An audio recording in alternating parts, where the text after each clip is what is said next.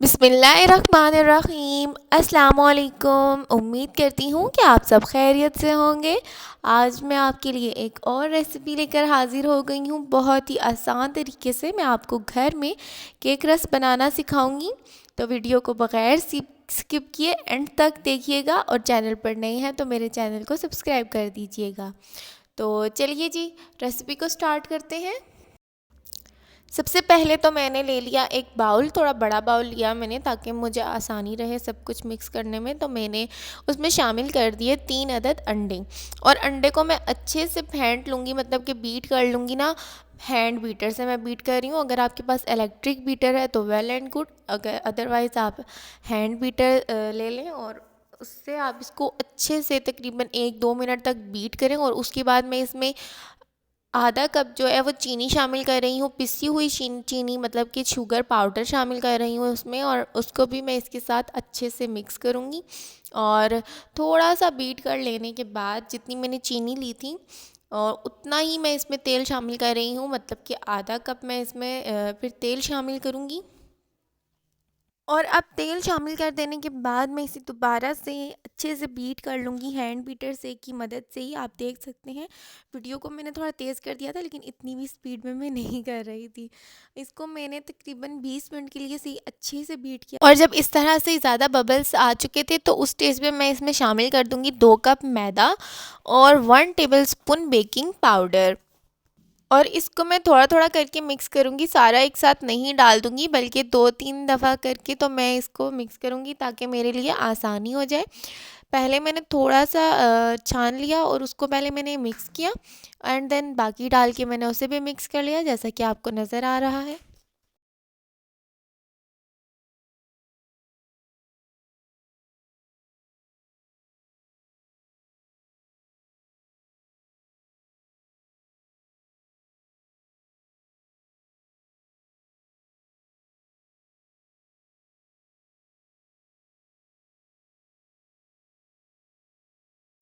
سارے کو اچھے سے مکس کر لینے کے بعد یہ کچھ اس طرح کا بیٹر بن کر تیار ہوا تھا، جو کہ بہت تھک لگ رہا تھا مجھے۔ تو میں نے اس میں 2 چمچ دودھ شامل کر دیا، تقریباً 2 چمچ دودھ شامل کر دینے کے بعد میں نے اسے دوبارہ اچھے سے مکس کیا، اور پھر یہ اچھی سی رننگ کنسسٹنسی میں آ گیا تھا۔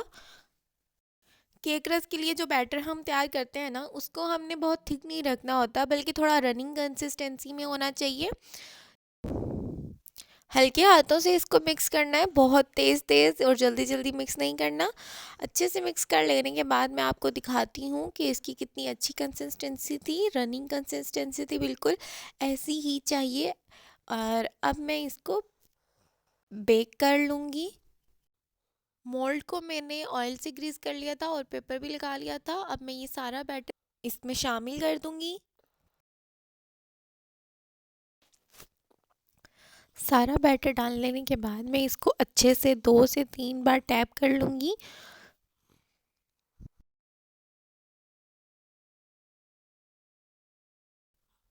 پتیلا جو ہے وہ میں نے پہلے ہی چولہے پہ رکھ دیا تھا پری ہیٹ ہونے کے لیے، اس کے اندر سٹینڈ بھی رکھ دیا تھا، اور تقریباً میں نے اسے 15 منٹ کے لیے فل آنچ پہ میں نے اسے پری ہیٹ کر لیا تھا، اچھے سے گرم ہو چکا تھا۔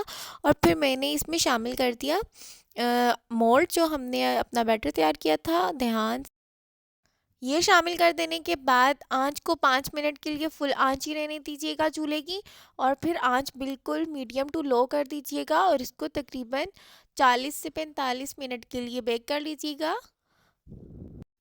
ہوا کچھ یوں کہ پتیلے کو چولہے پہ رکھے ہوئے تقریباً 5 منٹ بعد گیس چلے گی، اور اس لیے مجھے اوون کو سلیکٹ کرنا پڑا۔ اور اوون میں بھی میں آپ کو بتا دیتی ہوں کہ میں نے 180 اور 150 کے درمیان ٹیمپریچر رکھا تھا، اور پورے 30 منٹ کے لیے اسے بیک کیا تھا۔ اور دیکھیے جی کتنا اچھا بیک ہو چکا ہے۔ اس سٹیج پہ میں نے اسے نکال لیا اور ٹھنڈا ہونے کے لیے رکھ دیا۔ جب تک کیک اچھے سے ٹھنڈا نہ ہو جائے تب تک آپ اسے بالکل بھی مت چھیڑیے گا۔ اچھا سا ٹھنڈا ہو جائے تب اسے آپ مولڈ میں سے نکالیے گا، اور دیکھیے گا کہ کتنی آسانی سے یہ باہر آ جائے گا، ٹوٹے گا بھی نہیں۔ تو اس طرح سے میں نے نکال لیا ہے، اور اب میں اس کا پیپر بھی اتار لوں گی۔ تو چلیے جی اسے کٹ کرتے ہیں۔ میں نے اسے کچھ اس طریقے سے کٹ کر لیا. میں نے سوچا پہلے کہ اس طرح سے کاٹ لیتی ہوں، پھر میں نے سوچا کہ نہیں اس طرح سے کاٹ لیتی ہوں. تو آپ لوگوں کو بھی جو شیپ جیسا اچھا لگ رہا ہو ویسا کٹ کر لیجئے گا. میں نے انہیں بیکنگ ٹرے میں دوبارہ سے سیٹ کر لیا ہے، اور اب میں انہیں بیک ہونے کے لیے دوبارہ سے رکھ دوں گی تقریباً 40 منٹ.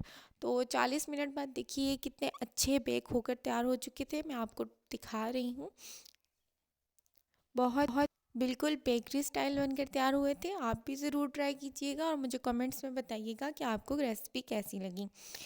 تب تک کے لیے اللہ حافظ.